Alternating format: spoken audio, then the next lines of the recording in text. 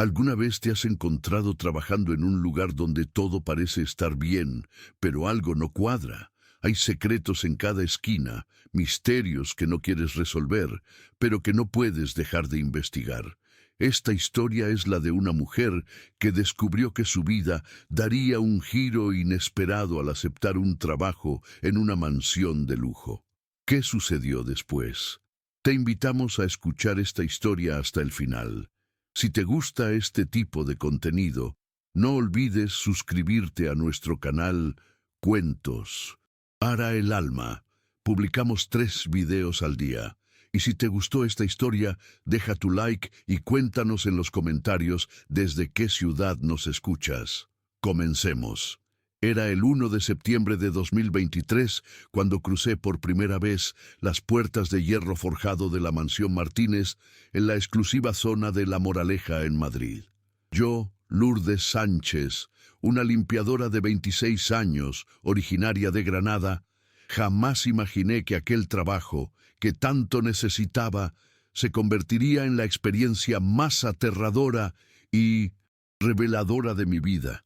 La mansión, valorada en más de 200 millones de euros, se alzaba majestuosa con sus 3 pisos de mármol de Carrara, grandes ventanales franceses y jardines que parecían sacados de una revista de arquitectura internacional. Javier Martínez, el dueño de la propiedad y uno de los empresarios más influyentes de España, con un patrimonio estimado en 300 millones de euros, me había contratado a través de una agencia de empleo doméstico de élite. El salario era generoso, 2.500 euros mensuales, casi el doble de lo que ganaba limpiando oficinas en Granada. Necesitaba ese dinero desesperadamente para pagar las deudas médicas que dejó el accidente que costó la vida a mi hermana gemela, Teresa, hacía 3 años, y para mantener a David, su hijo de 2 años, al que criaba yo sola. La señora de la casa, Mercedes Fernández, me recibió aquella primera mañana con una sonrisa fría que no llegaba a sus ojos azules. Vestía un conjunto de diseñador que probablemente costaba más que mi salario de 6 meses. Y sus manos, perfectamente cuidadas, nunca habían conocido el detergente o la lejía. Lourdes, tus responsabilidades principales serán mantener impecable el 2.º piso, especialmente la habitación de mi hijo Hugo, me explicó mientras subíamos las escaleras de mármol. Es un niño delicado de 18 meses. No tolero ruidos fuertes cerca de su habitación.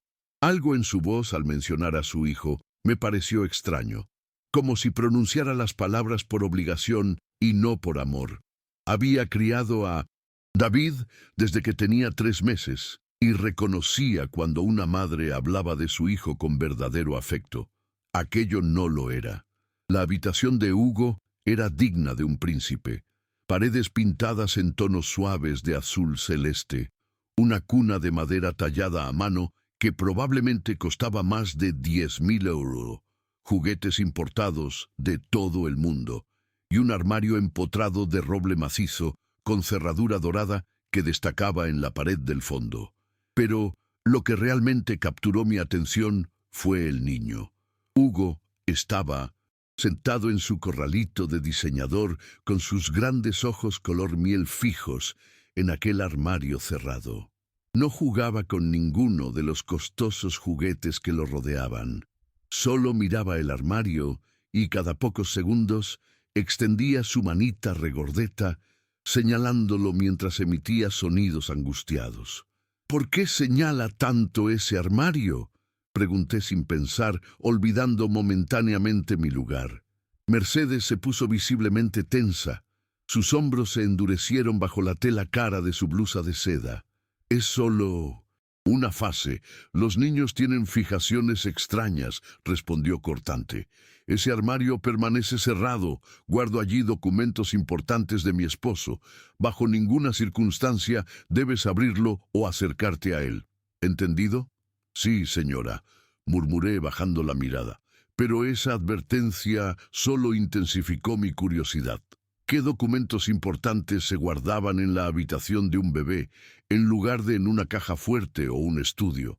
Durante los 3 primeros días observé con creciente inquietud el comportamiento de Hugo. El pequeño señalaba el armario constantemente, a veces llorando de frustración, otras veces golpeando las barras de su corralito, como si quisiera escapar para alcanzarlo. Cuando lo tomaba en brazos para calmarlo, su cuerpecito temblaba y sus ojos permanecían fijos en aquella puerta de roble cerrada. Javier Martínez, el padre, apenas aparecía. Salía de la mansión antes de las 7 de la mañana y regresaba pasadas las 10 de la noche, siempre con su traje de 3.000 euros, perfectamente planchado y su maletín de cuero italiano. Las pocas veces que coincidimos, me saludaba con cortesía distante, pero nunca preguntaba por su hijo. Fue el tercer día cuando descubrí algo que heló mi sangre. Mientras pasaba el paño de microfibra por el suelo de madera cerca del armario, noté marcas que no había visto antes, arañazos profundos y recientes en la parte inferior de la puerta, como si alguien hubiera intentado forzarla con un objeto metálico. Y más perturbador aún, pequeñas, manchas oscuras en el carpet beige que rodeaba el armario. Me arrodillé para examinarlas más de cerca. Mi corazón comenzó a latir con fuerza cuando reconocí lo que eran. Sangre seca. No era mucha, apenas unas gotas, pero estaban allí. Alguien se había lastimado intentando abrir ese armario. ¿Había sido la niñera anterior o acaso Hugo en su desesperación infantil por alcanzar lo que fuera que había dentro? ¿Qué haces ahí? La voz de Mercedes me sobresaltó. Me puse de pie tan rápido que me mareé. Solo limpiaba, señora. Había unas manchas en la alfombra. Sus ojos se entrecerraron con sospecha. Se acercó y observó las manchas que yo había estado examinando. Usa el quitamanchas del armario de suministros. Quiero que desaparezcan antes del mediodía, ordenó fríamente. Y Lourdes, una cosa más. Tu trabajo es limpiar, no hacerte preguntas. Las mujeres que hacen demasiadas preguntas en esta casa no duran mucho tiempo. La amenaza velada quedó suspendida en el aire como una nube tóxica. Esa noche, mientras regresaba en metro a mi pequeño apartamento en el barrio de Aluche, donde David me esperaba con mi madre, no podía dejar de pensar en los ojos suplicantes de Hugo, señalando aquel armario, en las manchas de sangre, en la advertencia de Mercedes.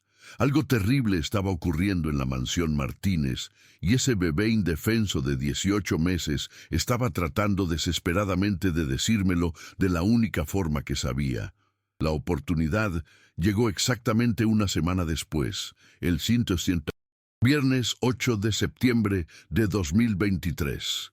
Javier partió hacia Barcelona aquella mañana para una serie de reuniones con inversores internacionales que se extenderían durante 3 días completos.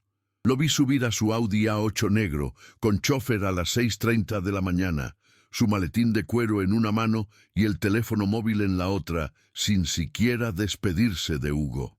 Mercedes anunció durante el desayuno que asistiría a un evento benéfico de la alta sociedad madrileña en el Hotel Ritz, programado para las 4 de la tarde y que se prolongaría hasta entrada la noche.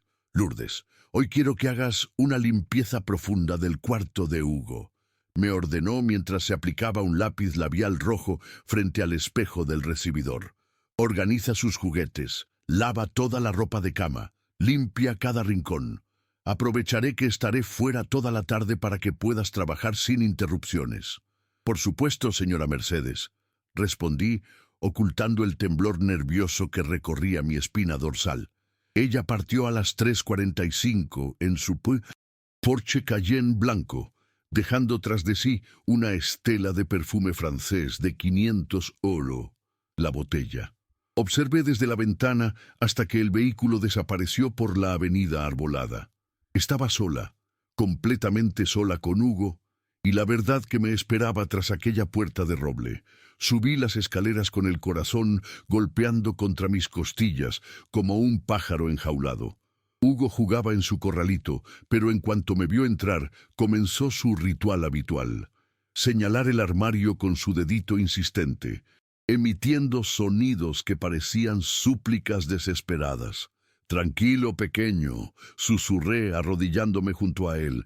«Hoy vamos a descubrir qué hay ahí dentro». Comencé mi búsqueda metódicamente, revisé cada cajón de la cómoda antigua, palpé debajo del colchón de la cuna, inspeccioné detrás de los cuadros infantiles que decoraban las paredes. Nada. La llave no aparecía por ningún lado. Pasaron 20 minutos de búsqueda infructuosa. El sudor comenzaba a empapar mi uniforme azul de trabajo.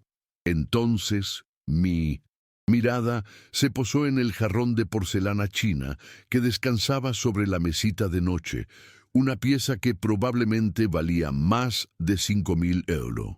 Era el único objeto decorativo que parecía fuera de lugar en una habitación infantil. Con cuidado extremo levanté el jarrón y allí, debajo de su base, descansaba una pequeña llave dorada. Mis dedos la tomaron y sentí su peso, tan ligero, pero tan cargado de consecuencias. Durante varios segundos me quedé paralizada, debatiendo internamente. Si abría aquel armario y Mercedes lo descubría, perdería mi empleo. Pero si no lo hacía, ¿cómo podría vivir conmigo misma ignorando el sufrimiento evidente de ese niño? La imagen de mi hermana Teresa apareció en mi mente. Teresa, que murió en aquel accidente hacía 3 años, dejando a David huérfano. Teresa, que me hizo prometer en su lecho de hospital que siempre protegería a los niños indefensos, porque ella no podría hacerlo. Inserté la llave en la cerradura. El mecanismo giró con un clic metálico que resonó en el silencio de la habitación. Abrí la puerta. El olor me golpeó primero.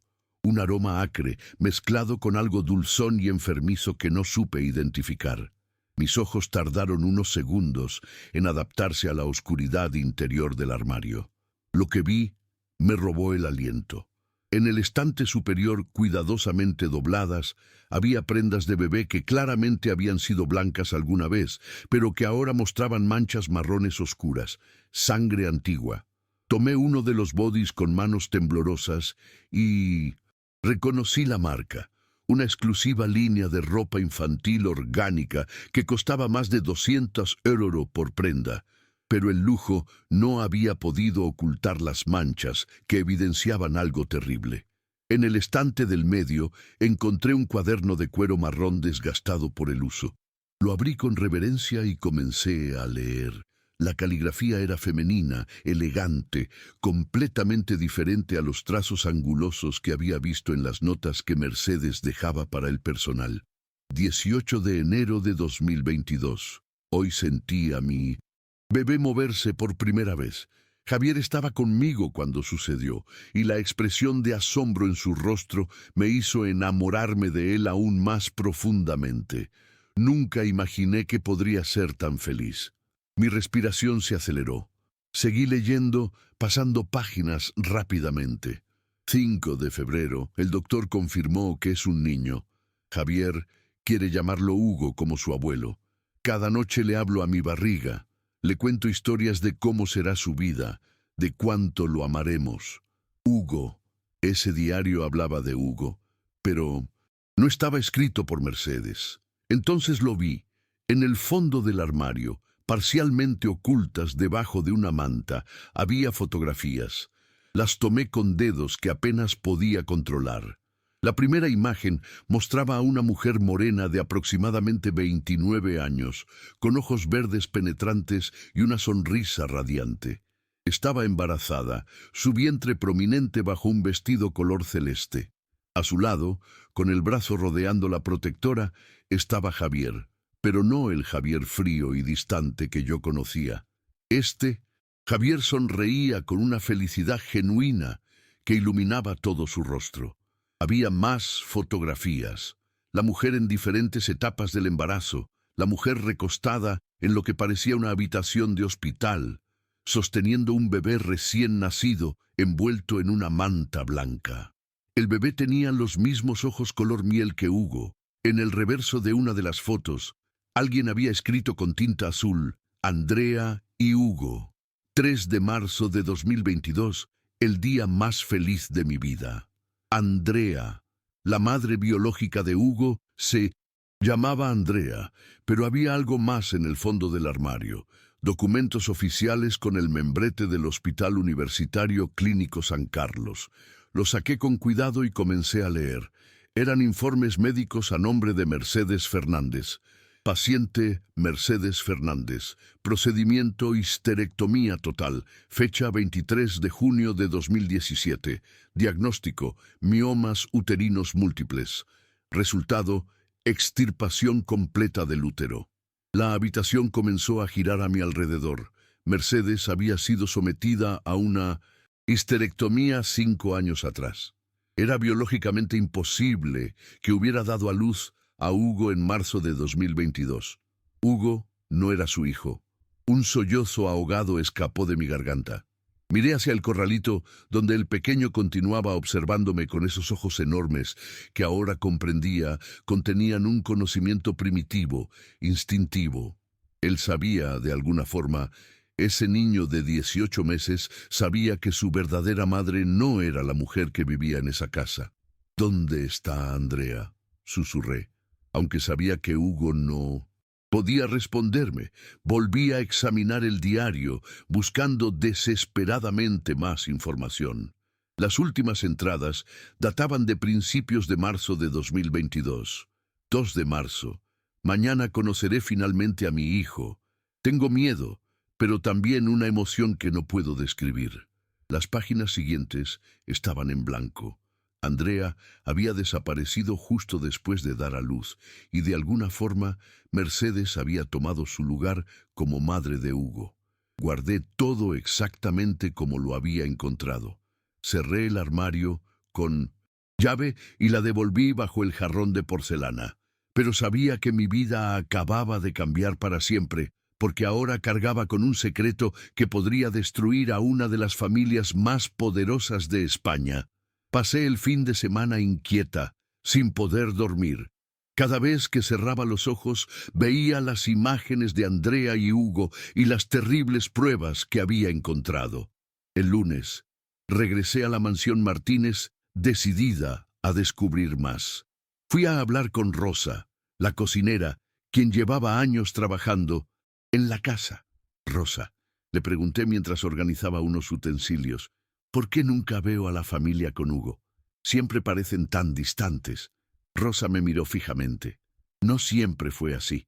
Javier sonreía, reía, pero cuando Andrea llegó y quedó embarazada, todo cambió. Mercedes no lo soportó y, bueno, se encargó de que desapareciera. Andrea, insistí, sintiendo que las piezas comenzaban a encajar. Sí, Andrea Navarro. Cuando ella dio a luz, Mercedes organizó todo para que Hugo llegara a la casa. La internaron a ella en una clínica psiquiátrica y desde entonces nadie ha sabido nada. Mi corazón se aceleró. ¿Y dónde estaba Andrea ahora? Está en la clínica Santa Cruz, cerca de Málaga, dijo Rosa bajando la voz. Mercedes la hizo desaparecer para siempre. Decidí enfrentar la situación. Al día siguiente contacté a Claudia, la niñera que había trabajado en la mansión y había sido despedida tras descubrir demasiado. Se reunió conmigo y me mostró pruebas de pagos ilegales, registros falsificados y grabaciones de conversaciones entre Mercedes y el doctor Sánchez, el médico que había ayudado en todo el encubrimiento. Con esa información decidí acudir a un abogado especializado. Federico Morales me advirtió sobre los riesgos, pero no podía quedarme de brazos cruzados. Los crímenes debían salir a la luz. El 6 de octubre de 2023, la verdad explotó. Los medios cubrieron la historia. Mercedes y el doctor Sánchez fueron arrestados por secuestro, conspiración y falsificación de documentos. Isabel, la hermana de Javier, también fue arrestada como la mente maestra detrás de todo. Andrea fue liberada de la clínica y el reencuentro con Hugo fue un momento que conmovió a todos. El niño corrió hacia su madre, llamándola mamá, con los brazos abiertos. Fue un encuentro lleno de emoción y esperanza. Si te ha gustado esta historia, suscríbete a Cuentos para el Alma y no olvides dejar tu comentario. Gracias por acompañarnos hasta el final.